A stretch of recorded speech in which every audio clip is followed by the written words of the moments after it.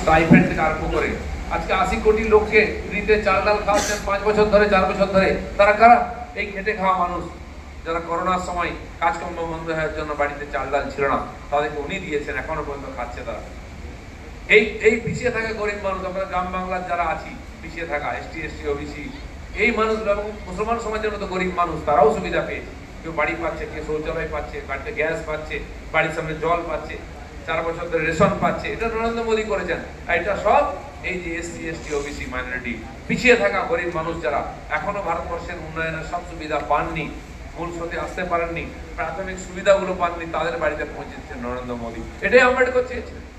এই জিনিসটা যে লড়াই করেছেন, তিনি রাস্তা দেখিয়ে গেছেন, সে রাস্তা দিয়ে এগিয়ে নিয়ে যাচ্ছেন দেশকে নরেন্দ্র মোদী।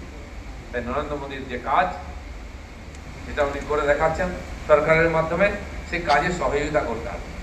নরেন্দ্র মোদী থাকলে এই মানুষগুলো এই জীবন সুরক্ষিত থাকবে, সংরক্ষিত থাকবে।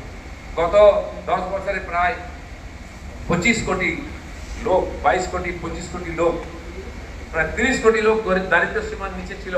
তার মধ্যে 22-23 কোটি লোককে দরিদ্র সীমার উপরে নিয়ে আসা হয়েছে। মানে তার নিজের বাড়ি হয়ে গেছে, শৌচালয় হয়েছে, বাড়িতে গ্যাস হয়েছে, খাওয়ার অভাব নাই।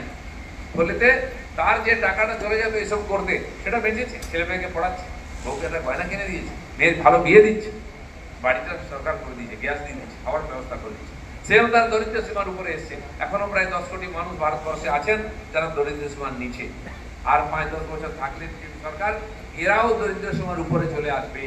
নিজেকে তারা কখনো অবহেলিত মনে করবে না। সে ভাববে না যে পাশের বাড়ি 4 তলা পাকা বাড়ি, আমি ঝুপড়িতে আছি, আমি খড়ের ঘরে আছি, টিনের ঘরে আছি, বৃষ্টির সময় জল পড়ে, সে মনে করবে না, সে নিজেকে হীন মনে করবে না।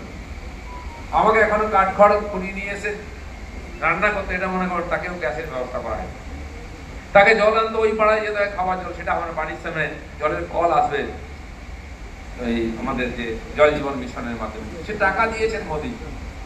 সেও চাইলে ছেলে মেয়েকে ভালো স্কুলে পড়িয়ে সে ডাক্তার ইঞ্জিনিয়ার বানাতে পারবে, তার বাড়ির সামনে একটা বাইক থাকবে।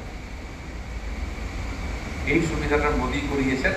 এটাই আম্বেদকর মতো যে মহাপুরুষরা চেয়েছিলেন যে সমাজ পিছিয়ে থাকা সমাজ এগিয়ে আসুক, তাদের কথা বলেছেন। ডক্টর দীনদয়াল উপাধ্যায় আমাদের যিনি তাত্ত্বিক নেতা, একান্ত মানববাদ দর্শন দিয়েছেন, তিনি কি বলেছেন? আমরা এই যে গরিব কল্যাণ যে যোজনা যেগুলো চালাচ্ছেন, চাল ডাল ঘর বাড়ি দিয়েছেন মোদীজি, গরিব কল্যাণ যোজনা, গরিবদের কল্যাণের জন্য। তিনি বলেছেন অন্তোদয়, অন্তোদয়ের কথা বলেছেন। অন্তোদয় মানে কি? একদম নিচে পেছনে যে দাঁড়িয়ে আছে লাইনের, তাকে তার কাছে পর্যন্ত এই সুবিধা, এই উন্নয়নের লাভ পৌঁছে দিতে হবে। অন্তের উদয়, অন্ত মানে শেষে যে দাঁড়িয়ে আছে তার বিকাশ করতে হবে, সেটা হচ্ছে অন্তোদয়। এটা হচ্ছে ভারতীয় জনতা পার্টি করছে।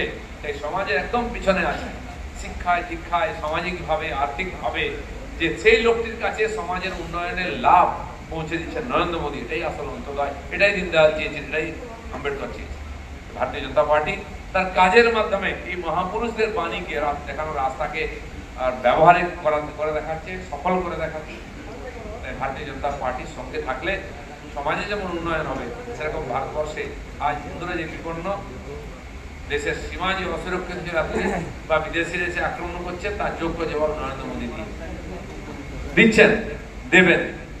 আজ অনেকে এখান থেকেও বলছে, কমিউনিস্টরা বলছে, কংগ্রেসিরা, টিএমসি, যে পাকিস্তানের উপর অ্যাটাক করো।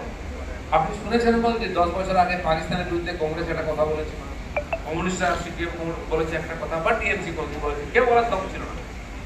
বোম্বেতে অ্যাটাক হয়েছে, মনমোহন জির আমলে শিবরাজ সিং পাটিল হোম মিনিস্টার ছিলেন, কমান্ডো নেমে গেছে, কমান্ডো যাবে প্লেনে করে গিয়ে ওখানে অ্যাটাক করবে, আমিও যাবো হোম মিনিস্টার। 1.5 ঘন্টা সময় নিয়েছেন, কোন জামা কাপড় নিয়ে যেমন গুছাতে সাইতে হোম মিনিস্টার। কি আশা করতো?